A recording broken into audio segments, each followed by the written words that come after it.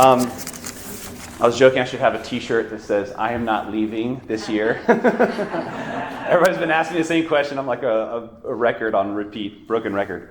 But yes, to answer the many questions that are in your hearts, my assignment has been postponed, not canceled, so eventually I will be leaving you, but not yet. At least this year, we'll see. I'm still in obedience mode, whatever God tells me, and then my superiors. Father Gregory, I was supposed to say that to make him happy. He gave me some pointers to talk about, and I was like, obedience and God's, I don't know if I could talk about that stuff. I have to be, anyway. What a joy to be with y'all in this beautiful feast. I didn't know it was 100 years, so that's amazing. Of this Feast of Christ the King, right? Where we celebrate a kingdom that is not of this world. Where we celebrate a king that is with us, but not as we humanly expect. And it's something that we, right, feel part of and called to and intimately linked to, because it is a kingship that we are part of Christ's called ones to share as Regnum Christi members. I just finished my silent retreat for 8 days up in the mountains. I was able to have a recording. We get an opportunity every other year to do it on our own, kind of a more quiet, secluded way than going to the seminary with all the hustle and bustle. So there's some options of recordings that we could use to listen to the 4 talks a day for 8 days. So I grabbed one that was suggested to me, and I sit down and play it, and it was actually Father Michael's voice. So I was like, okay, here we go. 8 days of Father Michael here. But one of the meditations that was just very beautiful was the one on the kingship of Christ, and especially the passion, so going to the cross. And he spoke about this in Father Michael fashion, the good thief. He's like, well, it wasn't really a thief. He was more like an assassin. So let me be heretical and talk about the good assassin. But it was a beautiful meditation there of looking at this scene of the gospel through the eyes of the good assassin, right? Of this man who encountered a kingship that no one else saw, right? Those eyes of faith that he had to look through the human mutilation to see that divinity that was so degraded, and to say, wow, this is a king, and ask for his pardon, ask for his welcoming him into his kingship when he takes his throne. That faith really struck me. I was like, how did he see that in the midst of all the chaos of Calvary? And I think we can look at that today, at some of these elements that we look at, to see our King with eyes of faith, to see his kingship with eyes of faith. And really to see that Christ alone is the center, the meaning, and the measure of human life. It's especially close to us as a Regnum Christi family to see that we could always be refreshed on this feast day at the end of the liturgical year to say, what does his kingdom mean to me? What does his kingship mean to me? What does my participation in that mean to me? And I think Christ wants to reign, first in us and then through us. What a privileged way to live this kingship of Christ. So the first thing we see, I think through the eyes of this good thief or good assassin, as Father Michael says, is the throne of Christ. Right? To see that throne. The gospel talks of Calvary as a coronation, right? But not of one that we expect. There's no trumpets, no guards, right? No palace. It's the barren humiliation of a king that takes his throne. Jesus hanging on the cross with a crown of thorns, with a title above his head that says proclamation, right? This is the King of the Jews.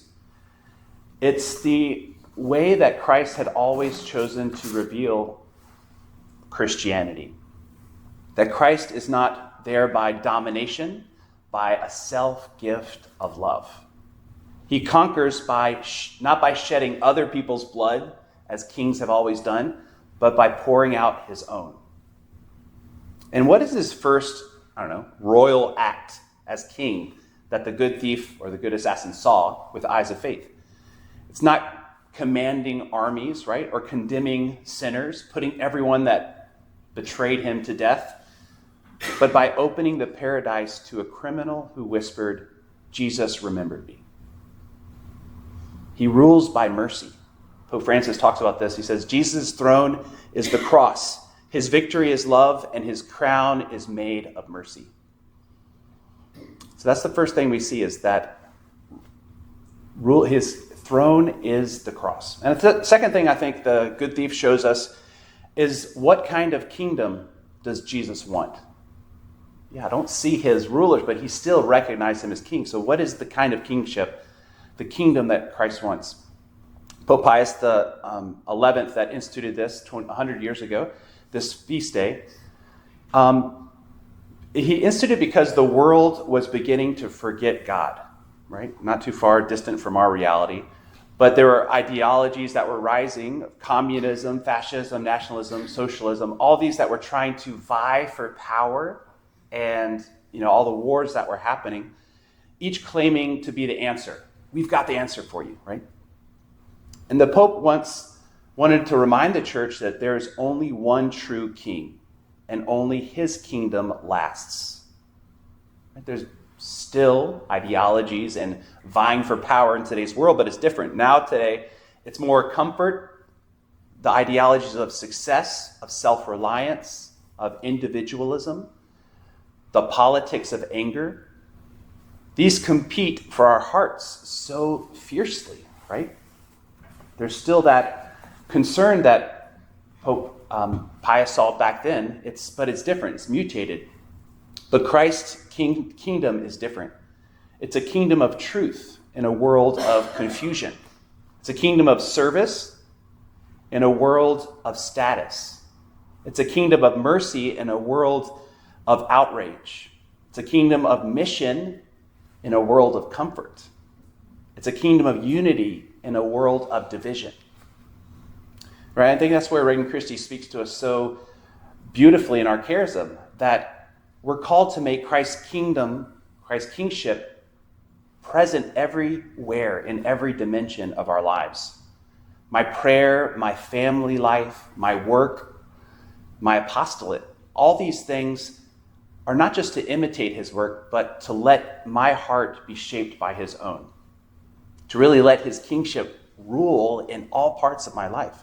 Pope Benedict speaks about this when he says his kingship is not one of power, as understood by the world, but the power of love that gives life. And just today we could celebrate that. How much has Christ's kingdom given life to my family, to my workplace, to my own heart?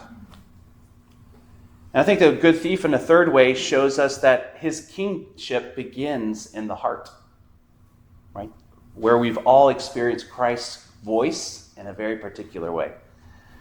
Christ's reign is not automatic, right? He doesn't force it. He waits for it to be welcomed. Every one of us can ask, what are the rivals to Christ's kingship in my life? What are those things that vie for power over his? Where does my pride still rule? Where does fear rule? Where does comfort rule more than mission?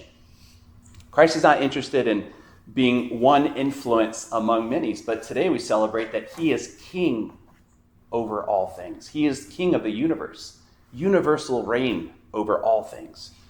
He wants to be the center, the king, not a tyrant, but the one who loves us more than we love ourselves.